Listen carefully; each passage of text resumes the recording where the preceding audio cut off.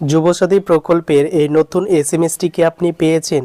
যুবসাথী প্রকল্পের ফর্ম যারা অনলাইনে বা অফলাইনে ফিল আপ করেছেন তাদের অ্যাপ্লিকেশন অ্যাপ্রুভ নাকি রিজেক্ট নাকি কতদিন পর অ্যাপ্লিকেশন অ্যাপ্রুভ হবে সেটা কি করে চেক করবেন এবং আবেদনের লাস্ট ডেট কবে, প্রত্যেকটি আপডেট আজকের এই ভিডিওতে শেয়ার করছি। ভিডিওটি সম্পূর্ণ দেখুন এবং ভালো লাগলে অবশ্যই চ্যানেলটিকে সাবস্ক্রাইব করুন। তো যুবসাথী প্রকল্পের অনলাইনের অ্যাপ্লিকেশন স্ট্যাটাস চেক অলরেডি শুরু হয়ে গেছে।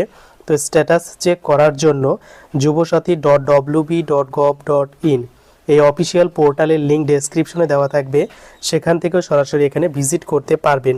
এখানে আসার পর আপনারা প্রথমে স্ট্যাটাস চেক কী করে করবেন সেটা দেখাচ্ছি। তো স্ট্যাটাস চেক অপশনে একবার ক্লিক করবেন। ক্লিক করার পর একটি নতুন ইন্টারফেস ওপেন হবে। তো এখানে অ্যাপ্লিকেন্ট লগইন অপশন খুলে যাবে। এখানে আপনার মোবাইল নম্বরটি এন্ট্রি করবেন এবং এখানে এর সাম কত হচ্ছে সেটা এখানে পুট করে নিচে গেট ওটিপি বা সিক্রেট পিন অপশনে ক্লিক করে আপনি আপনার সিক্রেট ওটিপি মোবাইল থেকে বসিয়ে দেবেন এবং তারপর আপনার অ্যাপ্লিকেশনটি কিন্তু স্ট্যাটাস চেক করতে পারবেন।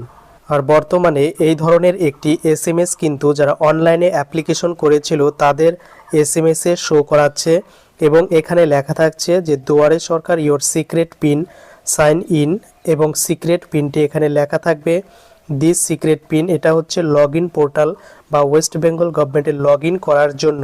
তো বর্তমানে আপনারা দেখবেন যারা অনলাইনে যুবসাথী ফর্ম ফিল আপ করেছেন তাদের এই ধরনের দুয়ারে সরকার ক্যাম্প থেকে এই এসএমএসটি দেওয়া হচ্ছে এবং সেখানে পিনকোডটি দেওয়া হচ্ছে।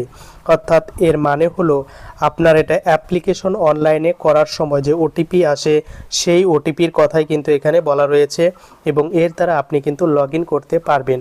তো যারা অনলাইনে ফিল আপ করেছিলেন বর্তমানে তাদেরকে কিন্তু এই ধরনের দুয়ারে সরকার ক্যাম্প থেকে কিন্তু এসএমএস পাঠানো হচ্ছে এবং এর সঙ্গে অফলাইন ফর্মের কিন্তু সম্পর্ক নেই।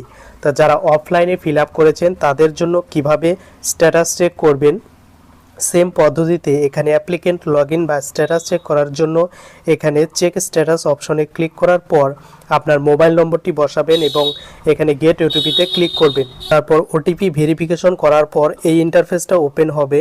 যারা অফলাইনে দুয়ারে সরকার ক্যাম্পে জমা দিয়েছে তাদের এই অ্যাপ্লিকেশন ফর্মটি ওপেন হবে। অর্থাৎ এখানে আবার অ্যাপ্লিকেশন করার কথা বলা হচ্ছে। এর অর্থ হচ্ছে দুয়ারে সরকার ক্যাম্পে যে ফর্ম ফিল আপ হয়েছে সেটা শুধুমাত্র জমা নেওয়া হয়েছে এবং সেটা ডিজিটাল পদ্ধতির মাধ্যমে, অর্থাৎ অনলাইনে ডেটাগুলোকে শেয়ার করা হয়নি। বর্তমানে 26 তারিখের পর থেকে কিন্তু এই ডেটাগুলিকে অনলাইনে তারা কিন্তু ভেরিফিকেশন করবে এবং প্রত্যেকের ডেটা কিন্তু অনলাইনে এই রকম শো করতে, মানে এমন শো করার অর্থ হচ্ছে তাদের অ্যাপ্লিকেশনগুলিকে এখনও অনলাইনে ডেটা এন্ট্রি করা হয়নি।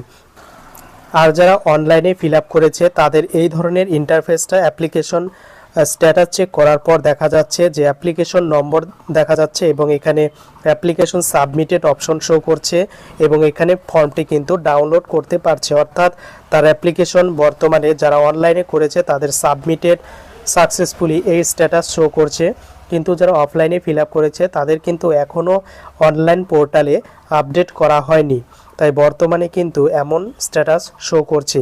তাই দু ধরনের অ্যাপ্লিকেশন নিয়ে যাদের এই স্ট্যাটাস শো করছে তাদের কিছুদিন ওয়েট করতে হবে।